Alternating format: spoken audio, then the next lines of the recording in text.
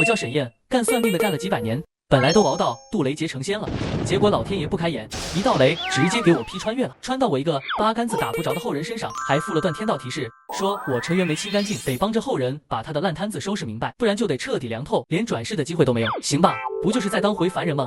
我认了，但谁能告诉我，刚睁眼就有人要毒死我，是怎么回事？沈燕猛地睁开眼，脑袋里跟被人敲了一闷棍似的疼。他刚缓过劲，原主的记忆就跟放电影似的往脑子里钻。好家伙，这后人真是个纯纯的混蛋，天天喊着要科考上岸，结果正事一点不干，要么出去鬼混，要么欺负人，对自己老婆更是差到极点。大郎，喝药了。沈燕打了个寒战，转头就见苏婉脸色惨白如纸，捧着个粗瓷碗。碗沿裹着一层若有似无的黑气，他搞算命的本能立马就警铃大作，这哪是药，这分明是毒。他撑着胳膊坐起来，不必了，娘子，我已经好了，辛苦娘子为为夫熬药，有心了。这沈燕被敲了一棍之后，就像转性了一样，居然会说好话了，怕不是装的，等着变本加厉要钱喝酒吧。娘呢？她去哪了？拿去找人借钱给你治病了。相公，你想吃什么？我亲自下毒下厨。我刚刚是不是听错了？下毒演都不演了吗？苏婉头也不回的出了屋。沈燕刚要琢磨，就听见院门口传来叹气声。她凑到破窗缝一看，老娘林秀禾满身血沫，脸和手冻得通红发紫，正缩着脖子搓手。娘，您借到钱回来了。哎，别说了，我刚刚去大伯家借钱被赶了出来。算了，不说也罢，明天开始咱娘俩多摘点草药去卖。沈燕心口像被揪了一下，原主的混蛋行径在脑子里翻涌，她猛地推开门冲出去，冻得打了个激灵。我这后人真是混球，有这么好的家人就应该知足了，居然不知珍惜，真是造孽。娘，这大冬天哪有什么草药能摘？明天你们待在家，我来出门赚钱。林秀禾看到自己的儿子精神抖擞站在他面前，不由得老泪纵横。燕儿，你醒了，太好了，你可是要科考的，赚钱的事我们来想办法。娘，我先得让你过上好日子，放心吧，明天我心里有数。儿子转性了，他这样说，不会又是想找借口出门鬼混吧？不过家里也没钱给他了，他想去就去吧。在这时候，沈燕大伯母沈李氏闯了进来，指着林秀禾破口大骂：“我说弟妹啊，我家也不宽裕，你今天还问我家借钱，现在你欠我们的钱也该还了吧？干算命几百年，金银珠宝见过不计其数，从没受过缺钱的罪，如今倒好，被区几两银子逼到这份上，连老娘都要受气，真是虎落平阳被犬欺，命苦啊命苦！”沈李氏叉着腰走进院门口，他眼角瞥到沈燕时候，眼神立马变得尖刻起来，连带着骂声都转了方向。哟，沈燕大侄子，不是大伯娘说你不务正业就算了，你娘也天天就知道欠钱不还，我家这点家底都被你家掏空了。林秀禾被骂得脸色苍白，慌忙开口解释：“大嫂，我不是故意要赖账的，燕儿刚醒，明天我就上山。拿不出钱就别借啊，现在我家老三等着钱娶媳妇，你今天必须还，要么还钱，要么把你家破房子抵给我。”沈李氏故意上前一步，抬手狠狠推了一把林秀禾。林秀禾本就站不稳，被他推得踉跄着撞在院墙上，疼得闷哼一声。沈燕眼疾手快冲上去扶住老娘，抬头时眼尾泛红，指节攥得发白，怒瞪着沈李氏：“我家还欠你3两，明天这个时间我必亲自送上门。”哟，口气倒不小，你家破旧成这样，你天天游手好闲，有什么本事能一天还钱？还有谁跟你说3两是5两？大嫂，我当初只借了你3两，什么时候变成5两了？沈李氏从口袋抽出一张纸，拍在众人面前。沈燕向前一步，眯着眼研究眼前的纸张，只见纸张边缘萦绕着似有似无的黑气。白纸黑字，你还想抵赖？这纸上怎么会沾染湿气的阴邪之气？我擦！沈燕正琢磨着，余光扫过苏婉，顿时惊得双眼瞪圆。只见苏婉偷偷摸摸从一旁抽出一个铁锹，准备趁沈李氏其不备给他一铲子。这苏婉明天不过了吗？每次出手都招招致命啊！大伯母，我们只借了你家3两，要是在你无理取闹，就别怪我不管三堂哥的事了。我问你，他是不是现在躺在床上昏迷着？你怎么知道？沈燕掐指一算，顿时明白了事情的前因后果。那个和三堂哥结婚的女孩子根本就不是人，难怪这大伯母子女宫发黑，有丧子之兆。你要是不想三堂哥死，就最好退了婚，我再给你画2道符，保住三堂哥的命。你一个不学无术的小混混，还懂这些？我不信，到时候耽误了我家老三，我就带人来拆你家房子，让你们娘仨流落街头。我是个被迫替后人收拾烂摊子的算命师。三堂哥这桩婚事藏着的猫腻，他未婚妻根本不是活人，是借尸还魂的孤魂野鬼，就等着借婚时吸三堂哥的阳气续命呢。三堂哥根本就不是普通风寒，他是被阴气缠上了，所以才一直昏迷不醒，再拖下去不出3日气绝身亡。你不会是为了不想还债胡扯的吧？我告诉你，沈燕没有搭理沈李氏，猛地从自己身上扯下布条，咬破中指，飞快在布条上画符，符文扭曲却带着凛然正气。画完符，他抬手一扔，布条精准落在沈理事面前，将这符贴在三堂哥心口，半个时辰他必醒。到时候你再问问他，是不是梦到一个穿红衣的女人缠着他要成亲。沈理事盯着那带血的布条，心里又惊又疑，可沈燕那笃定的眼神又让他不敢不信。我怎么知道你是不是糊弄我？那你还给我，当我没说。三堂哥的命你自己看着办。沈理事当然不肯还，抓着布条转身飞快似的溜了。走之前还不忘放狠话：我这就回去试试，要是没用，我饶不了你。沈理事一跑，林秀和就慌了，抓着沈燕的胳膊直抹眼泪。苏婉放下了铁锹，一脸好奇打量着沈燕，总觉得自己相公有些不一样了。沈燕不会是鬼上身了吧？算了，鬼上身怎么也好过以前。儿子，万一你大伯母知道你骗了她，她带着她娘家人抢我们的房子，我们可要流落街头了啊！放心吧娘，我们不会流落街头的，进屋等着，不出一炷香，她一定会哭着回来求我。沈燕扶着抹泪的林秀和进屋，院门外就传来急促的脚步声，夹杂着沈理事慌张的哭喊。紧接着，沈理事就带着沈大伯跌跌撞撞冲进院，两人脸上满是惊恐。侄子，不，沈大师，求求你，救救你三堂哥吧！沈理事和沈大伯扑通一声跪在地上，膝盖砸得鸡血四溅。沈理事一把抱住沈燕的裤腿，哭得上气不接下气，鼻涕蹭到沈燕的裤脚。沈大师，真神了！那符刚贴上，老三就醒了，还说梦到个穿红袄的姑娘，拽着他要拜堂呢。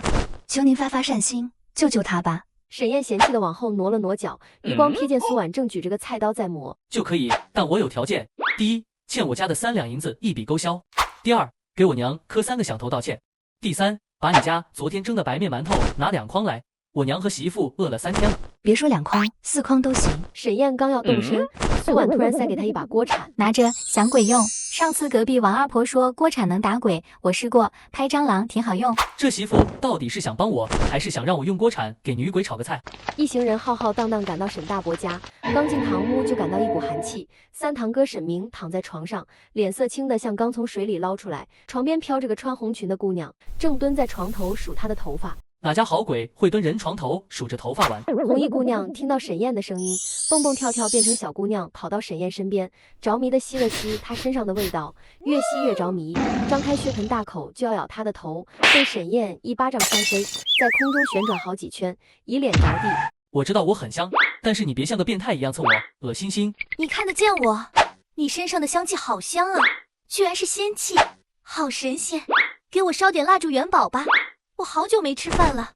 好好好，我给你烧大碗的。话说你怎么会缠上他？是他发神经，非要和我成亲。我都说我是鬼了，他说他也是，还是个色鬼，还抢我定亲信物。我没办法，只好跟着他了。沈燕看向身后的沈理事和大伯，无语翻了个白眼，估计又是三堂兄路边见到一个姑娘，看她漂亮就想结婚，都不知道人家是人是鬼就交出8字了，还抢别人订婚信物。我这就断了你们之间的姻缘，你好好回到自己坟地修炼，争取早日成为鬼仙吧。沈燕掐指念咒，从一人一鬼之间抽出姻缘线，以手为刃，狠狠砍断。红衣姑娘化作一缕烟飞走了。三堂兄躺在床上醒来，抱着沈燕，一把鼻涕一把泪哭了起来。这家人是不是都喜欢往人身上蹭鼻涕？沈明彻底醒了，沈理事兑现承诺，不仅送了4筐馒头，还额外给了5两银子当谢礼。林秀和抱着银子哭了半天，苏婉则把馒头切成片，晒成馒头干当储备粮。燕儿，这银子咱存着，明年给你科考用。娘，不急，科考得有盘缠，还得打通关系，我先开个算命摊，赚够钱再说。对了娘，苏婉之前给我熬的药，你给到了吗？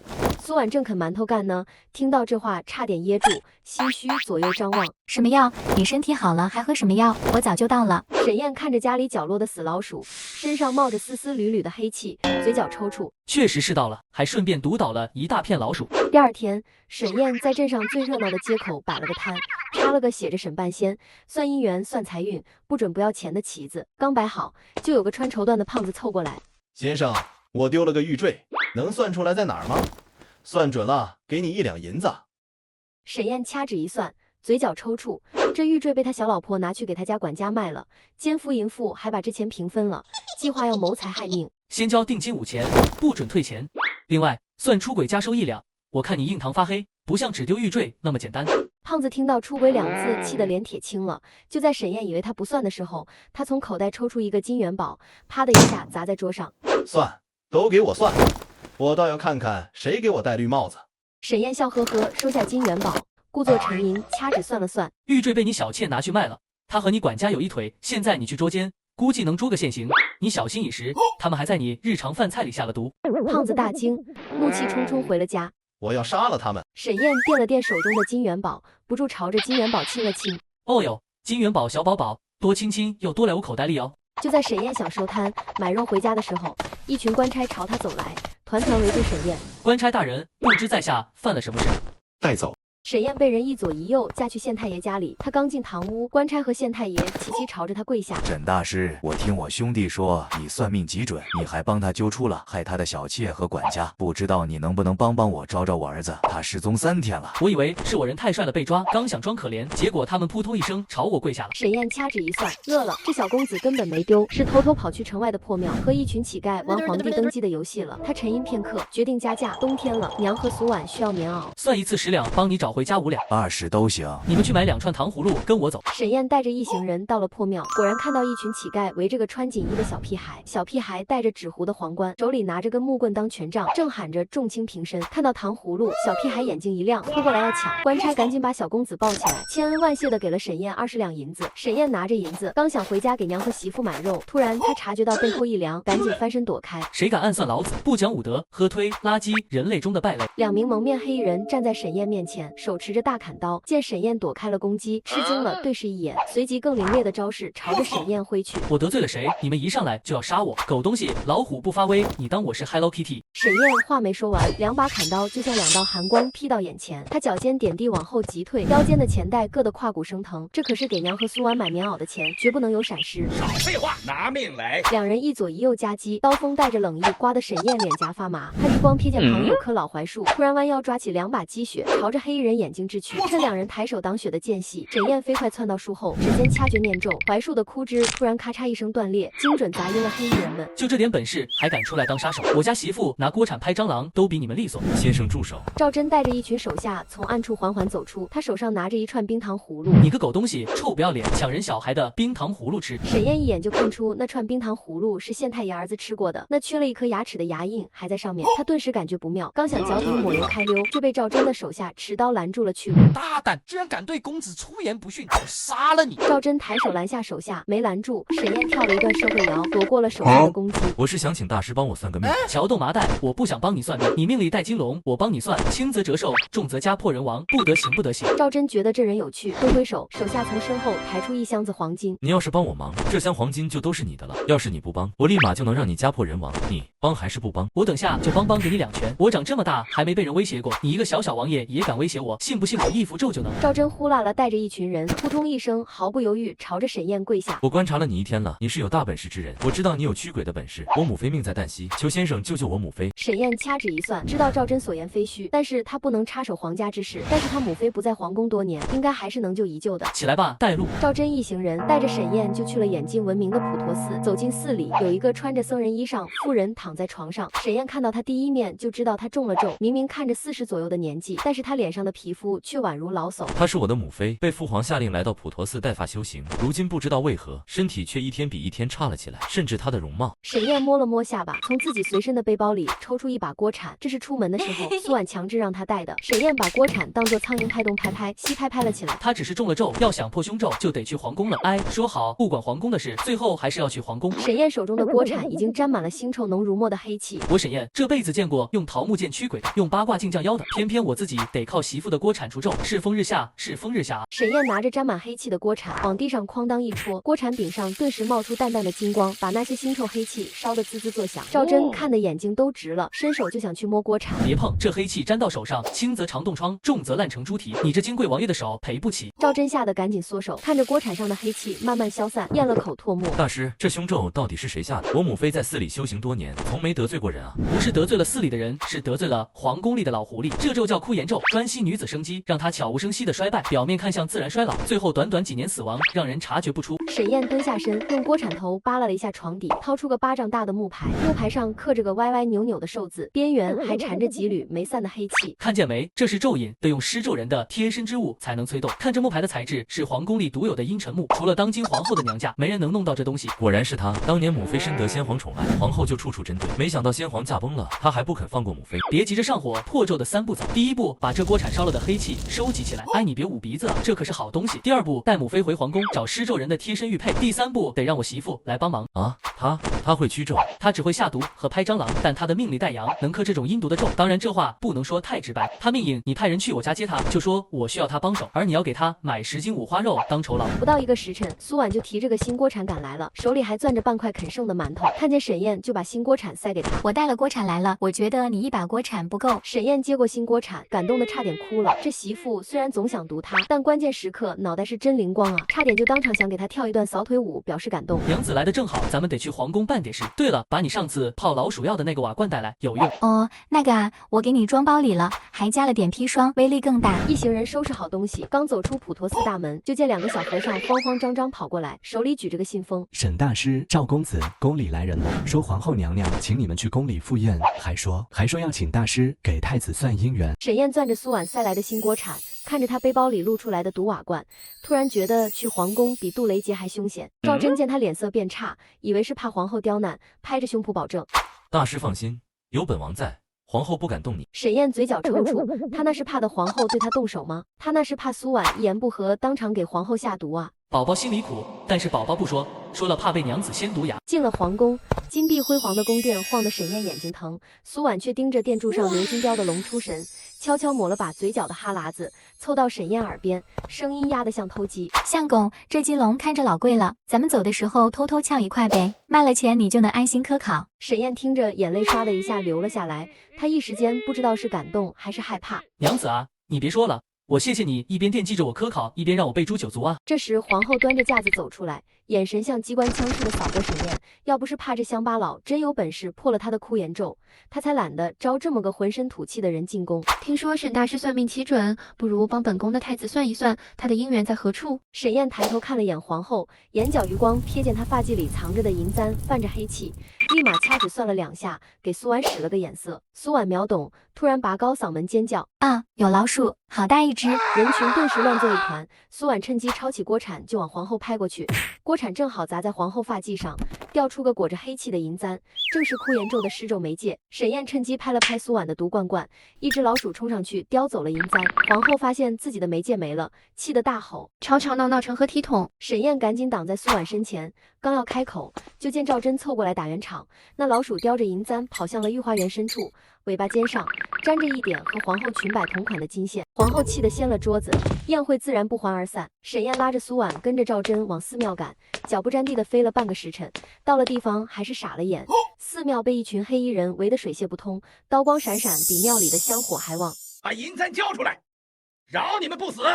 沈燕早就算到有这一节，淡定的往后退了2步，扭头看向苏婉，眼神里写满看你的了。都让开，关门，放我娘子！赵祯和手下们唰的一下让出一条道，苏婉撸起袖子，从毒罐罐里抓出一把黑漆漆的粉末。沈燕趁机念咒，粉末被他一吹，忽地朝着黑衣人们飘过去。下一秒，黑衣人就像割麦子似的倒了一片。不愧是我娘子，这毒性跟当年的毒仙子有得一拼。苏婉正得意，听到毒仙子3个字，手猛地伸进毒罐罐里，眼睛眯了眯，直勾勾盯着沈燕。毒仙子是谁？你的新姘头？毒仙子是男的，他给自己起的外号就叫毒仙子。你还跟男的好过？我心里只有你一个。毒仙子早死几百年了，我就是夸你呢。沈燕的求生欲蹭蹭蹭往上涨，苏婉盯着他看了3秒，伸进毒罐罐的手终于拿了出来。沈燕当场腿一软，差点跪下。好险，差点就要被娘子人道毁灭了。黑衣人倒的差不多了，赵祯急得像热锅上的蚂蚁，拽着沈燕就往寺庙里冲，直奔舒贵妃的寝室。沈大师，银簪拿回来了，快救我母妃！娘子，上家伙！苏婉抱着他的铲铲和毒罐罐跑了进来，献宝似的递到沈燕面前。沈燕接过铲铲，搜集了舒贵妃身上的黑气，兑进罐罐里，然后把那只他用毒威胁里有老鼠抢来的银簪一起兑进罐罐里，冒出滋啦滋啦的声音。好了，这下舒贵妃就……还没等沈燕话说完，四周残余的黑气猛地钻进苏婉体内，而苏婉猛地朝着他吐出一口血，晕倒在地，血触了沈燕一脸。苏婉倒在他怀里，他一把抱住苏婉，伸手探脉，脉搏稳得像打鼓，一点事没有。沈燕赶紧掐指算命，刚算出点眉目，就听见身后传来抽泣声，转头一看，舒贵妃已经醒了，脸色红润，容貌比年轻时还明艳，正被赵祯扶着站起来。怎么会这样？破枯言咒，怎么要以命换命？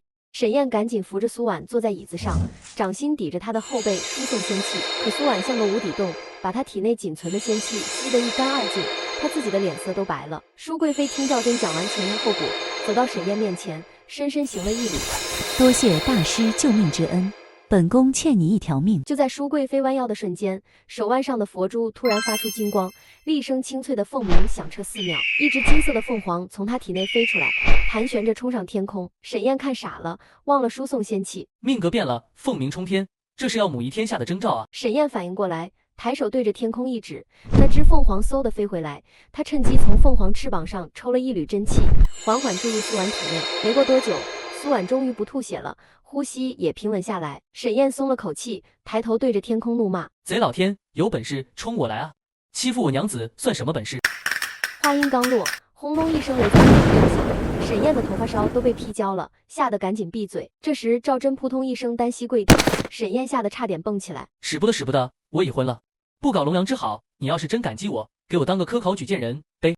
大师要科考，我直接给你在皇宫安排个官职。不行，我是靠实力吃饭的人，怎么能走后门？沈燕嘴上拒绝的干脆，内心早就泪流满面。要不是我这破后人的愿望是亲自凭着自己的本事考上，不然我早就答应了，直接当官完成因果飞升不香吗？为什么要没苦硬吃？这时在沈燕不注意的地方，舒贵妃的袖口偷偷钻进了一抹黑气，和皇后银簪上的是同款。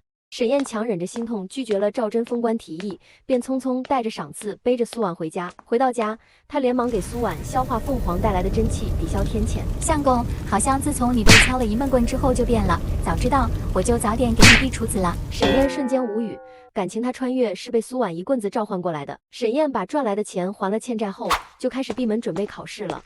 这时候就有不长眼的人上了门，是他现学的同窗张富贵，家里开当铺的，平时总爱鼻孔看人。此刻张富贵抖得像筛糠。沈燕，这10两银子给你，现考帮我作弊，不然我让你在现学混不下去。沈燕捏着鼻子往后退了2步，张富贵身上一股纸糊的味道，影子还缺了个角，像被狗啃了似的。他嫌弃地踢了踢地上的银子。你命都快没了，还想着作弊？每个人身上都有3把火，以此保持不被病邪入侵。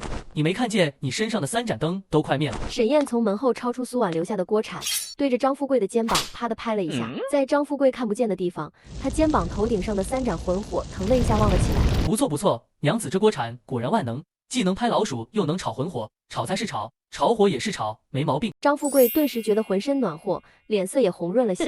沈燕对着地上的银子勾了勾手指，银子嗖的飞到他手里。这10两就当你续命的钱了，赶紧去找教你借运作弊的人算账，把你的八字拿回来，不然下次魂火灭了，神仙都救不了你。张富贵扑通一声跪下，抱着沈燕的大腿就哭，鼻涕眼泪全擦在他裤腿上。大师救我，是城外破庙的鬼道士，他说帮我作弊，要了我的八字和半条影子。沈燕来到院子，张富贵也跟了出来。沈燕看着粘在腿上的张富贵，嫌弃的不行，抬脚想踹，又怕踹灭他仅剩的小火苗，只好咬牙答应。100两，我帮你把八字和影子都拿回来。100两。张富贵不哭了，眼睛瞪得像铜铃。沈燕以为他嫌贵，刚要骂他，顺便拒绝。怎么，你嫌多？那我……就见张富贵掏出一张银票拍在桌上，啪的一声把桌子震得掉了块木屑。才100两，沈燕你够意思，我就知道你念同窗情谊。这就是有钱人的世界吗？100两说掏就掏，我和你们这群有钱人拼了！沈燕揣着银票，掏出铜钱，在地上摆了个北斗阵，嘴里念念有词。地上的纸人突然活了过来，晃晃悠悠朝着门外飞去。沈燕跟在纸人身后，7拐8绕到了城外的破庙。这老鬼挺会藏啊，借邪神的势力挡灾。可惜啊，邪神也不是好糊弄的。沈燕抄起锅铲，运起仅剩的一点仙气，对着纸人就拍了过去。纸人飞向破庙的神像，啪的撞在神像脑袋上。神像突然发出一声来自地狱的嘶吼，庙里紧接着传来一声惨叫。一个道士浑身是血的跑了出来，衣服被撕得像破布条。哪个龟孙子害我？邪神都被惊动了，我饶不了你。沈燕从树后走出来，鬼道士看见他手里的锅铲，嗤笑一声：龟孙子，就是你坏你爷爷好事是吧？还拿个破锅铲，野路子也敢出来丢人现眼。你可以骂我，但是你不能骂我娘子给我的铲铲。沈燕直接把锅铲拍了过去，一下砸在鬼道士背上，鬼道士跪倒在地，刚要念咒反击，就被沈燕按住后颈，从他怀里掏出一堆纸人。沈燕翻出张富贵的纸人，当场点燃，鬼道士气得直骂娘。你等着，我还会再回来的。鬼道士突然化作一缕黑烟溜了，方向是皇宫方向，但沈燕没追上，气得踹了一脚庙门。喝推，你以为你是灰太狼？科考当天，沈燕顶着黑眼圈进了考场，走进考场之前，还被一名拽得跟个258万的男子撞了个满怀，肩膀疼得他龇牙咧嘴。沈燕刚要骂街，看向男子的方向，眼神凝重。考场是一排排的号房，狭小又闷热。沈燕刚进号房，就觉得一股阴气扑面而来，她掐指一算，眉头皱了起来。这号房里死过3个考生，都是考试时突然暴毙的。这么倒霉，不过还好我是专业的，区区冤魂奈何不了我。沈燕说着，朝着号房吹了一口气，里面的冤魂背着他的黑气跑了。监考官发下考卷，沈燕刚要提笔，就发现考卷上的题目旁有一行细小的朱砂字，是个锁魂咒。这咒术阴毒，考生做题时精神集中，就会被咒术缠上，轻则发挥失常，重则魂飞魄散。他向四周看了看，发现只有自己有。合着是冲我来的，怕我考太好抢了谁的风头？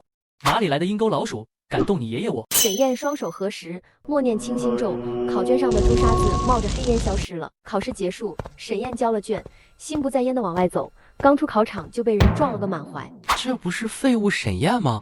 还真来同事了。不是我说，就你这个猪脑子来考试也是浪费钱。你谁啊？走路不长眼。你不认识我？我是罗海潮，县学里次第一的罗海潮。我发现你这个人真的是很厚脸皮哦，都不认识你上来搭话。沈燕，喊你爷爷我干啥？沈燕刚压下去的火气又上来了，正要开喷，就看见2个熟悉的身影走过来，是苏婉和他弟弟苏晨。罗海潮看见苏婉，立马换了副嘴脸，谄媚的迎上去。婉婉，你怎么来了？你是来接我的吗？沈燕当场石化，原来这是情敌啊！而罗海潮转身时，袖管里掉出一张纸人。苏婉没好气，朝着罗海潮翻了个白眼。罗海潮，第一，我叫苏婉，不叫婉婉；第二，我跟你不熟。还好还好，绿帽子没戴上，我娘子果然爱我。罗海潮一脸受伤，像被抛弃的小媳妇。这时苏晨凑了过来，站在罗海潮身边，对着沈燕鼻子不是鼻子，眼不是眼。海潮哥，你别难过，毕竟我姐嫁了人，她不好和你叙旧。这就是那个一直看不起我的大舅子啊！怪不得他看不上我，毕竟我当初是仗着手上有要逼着苏婉嫁给我。在我心里，只有海潮哥才配当我姐夫，其他人都是狗屎。我怀疑你在骂我，但我没有证据。看在你是小舅子的份上，我不跟你计较。沈燕突然闻到一股臭味，是从罗海潮身上飘来的，像腐肉混着纸钱的味道。他这才看到罗海潮身上掉下的纸人，他刚要捂着鼻子走近查看纸人，就被苏晨误会了。沈燕，你还敢瞧不起海潮哥？他可是10里8乡的神童，这次科考肯定吊打你。哦，是吗？我这人最擅长吊打不知天高地厚的人了，敢不敢打赌，看这次同事谁名次高？就你也配和海潮哥比？苏婉抬手就给了苏晨一个大笔兜，打得他原地转了个圈。罗海潮见状，上前一步，眼神挑衅地看着沈燕。赌就赌，要是你有一场比我名次低，就立马跟苏婉签和离书。行，但要是你输了，就得听我的惩罚。你能有什么惩罚？尽管放马过来，我还怕你不成。反正最后输的一定是你。罗海潮一甩袖子，转身就走了。苏晨见状，屁颠屁颠跟在罗海潮身后。相公，其实你不用答应他的赌注的，我会帮你毒死他。有没有种可能，我就是怕你毒死他，害我的飞升之路增加因果？但是话说回来，这罗海潮到底干了什么？身后一片阴血之气。在沈燕的视角，罗海潮的背后，一团团浓如黑墨的黑雾缠绕着他。要不是我不怕天谴，我高低将他人道毁灭。同时3场考下来，沈燕算是摸清了套路，每次分号房，不是隔壁是厕所，就是号房里有冤魂，明摆着有人针对他。终于就到了放榜日，沈燕带着苏婉刚到榜下，就看见罗海潮和苏晨趾高气扬地走过来，身后还跟着几个跟班。沈燕，准备好了吗？和离书我都带来了，签完字你就可以滚了。罗海潮从怀里掏出一张纸，得意地晃了晃，苏晨也跟着起哄，声音大的生怕别人听不见。沈燕，我姐要不是被你逼迫，才不会嫁给你。海潮哥马上就救她出水火了。我现在很幸福，不需要谁来救。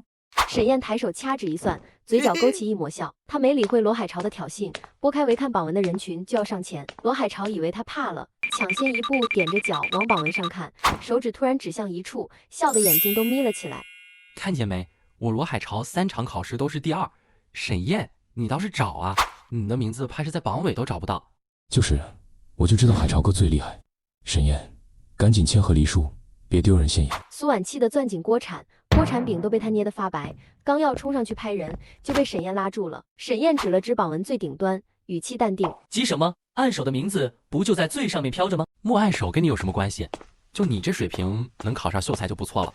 行，我就去看看按手是谁，让你说的心服口服。苏晨挤到榜文前，抬头一看，突然僵住了，眼睛瞪得像铜铃，手指着榜文最顶端，声音都变调了：第1名居然是沈燕，不可能，肯定是考官批错了。众人顺着苏晨的视线看向榜文，明晃晃写着第1名沈燕5个大字，都不敢置信，揉了揉眼睛。肯定是考官批错了，你一个混子怎么配当按手？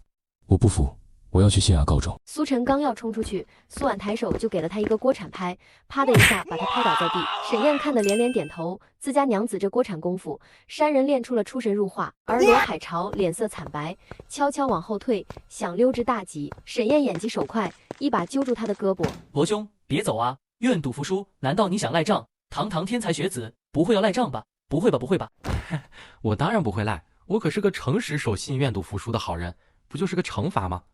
你说就是。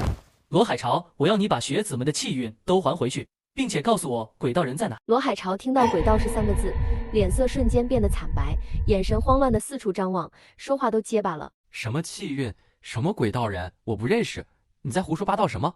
哈，你不会以为我在和你商量吧？娘子，扇他！苏婉听到沈燕一声令下，抄起锅铲就狠狠朝着罗海潮脑袋拍去。就在锅铲撞到罗海潮那一刹那，一张纸人出现挡住了苏婉的攻击。沈燕趁机虚空画符，朝着纸人一指，纸人原地燃烧，发出怪叫，到处逃窜。罗海潮随着纸人的逃跑，晕倒在地。沈燕趁机跟在纸人身后。娘子，我们跟上。沈燕嗖的一下就跟上纸人，苏婉也跟上。夫妻2人跟着纸人跑到了一间小木屋。沈燕见纸人顺着门缝钻了进去，她还想撬锁，苏婉一锅铲就把门砸开了。不愧是我上的厅堂，吓得了死守的娘子，娘子威武。跑进屋子，只见满屋子都是纸人，而护在罗海潮身上的那个纸人则静静躺在地上。沈燕左右张望，不见鬼道人的身影，苏婉也跟着左右张望。突然，她察觉到了什么，缓缓抬起头看向屋顶，和鬼道人的视线对上。苏婉脸色不变，抬手就将锅铲砸向鬼道人，鬼道人被砸落在地。哎呦哎呦，什么东西？这娘们怎么出手这么狠？不对，她怎么发现我的？鬼道人一个鲤鱼打挺起身还想跑，被沈燕一脚踹倒。鬼道人打不过，立马对着一堆纸人念咒。沈燕，居然又被你找到藏身之所，这次我要让你死无葬身之地。这些纸人全是替我办事的冤魂。喝推，就凭你，就你那些冤魂，我一把糯米。话音刚落，四周纸人呼啦啦震动起来，全变成沈燕。沈燕盯着晃悠的纸人，先是瞳孔地震3秒，下一秒直接暴走骂街：你这是茅厕里打灯笼找屎，癞蛤蟆蹦裤腿，膈应到起飞啊！你这是茅厕里打灯笼找屎，癞蛤蟆蹦裤腿，膈应到起飞啊！这群盗版货还敢学我？信不信我把你们撕成卫生纸？话音未落，纸人们像被按了快进键，呼啦啦举着纸刀纸剑冲过来，动作整齐的像广场舞方阵。沈燕，看你怎么破我千面纸人阵！哎，你干嘛呢？话音刚落，就见沈燕突然掐着腰，扭了段离谱的秧歌，嘴里还哼着跑调的小调。妹妹你做船头，哥哥我哦不纸人你别追。纸人们顿时僵住，齐刷刷模仿起秧歌动作，可僵硬的纸身根本扭不出灵活的弧度，一个个摔得东倒西歪。沈燕趁机掏出黄符甩上，冤有头债有主，跟着老鬼没前途。我给你们包超度套餐，来世投个富2代家庭。随着沈燕的咒语，冤魂们纷纷叩首，不一会儿化作青烟消散。鬼道人见阵被迫，掏出符纸就要逃，苏婉一锅铲将他留下。沈燕上前搜出一叠文书，竟是罗海潮和鬼道人勾结，偷袭其他考生气运的证据。敢祸害考生，我今天就废了你这身歪门邪道！大师饶命，我上有80老母下有。哎，救兵来了！鬼道人见逃不了，哭丧着脸求饶。沈燕毫不手软，刚要毁了鬼道人的道行，就被突然的砸下的天火打了个措手不及。什么鬼？沈燕，我们后会有期。可恶，他背后居然还有帮手，我算一算，不算还好，一算沈燕吓了一跳，没想到这鬼道人还和皇宫有关系，使他被皇宫气运庇佑，逃之夭夭，而沈燕被压制了道行，只好作罢。要是我恢复原来的实力，什么狗屁天子气运，敢庇佑邪魔歪道，我分分钟让他灭国。沈燕知道自己实力不够，现在当务之急就是提升实力，努力科考上去，去皇宫里看看究竟藏了多少邪魔歪道。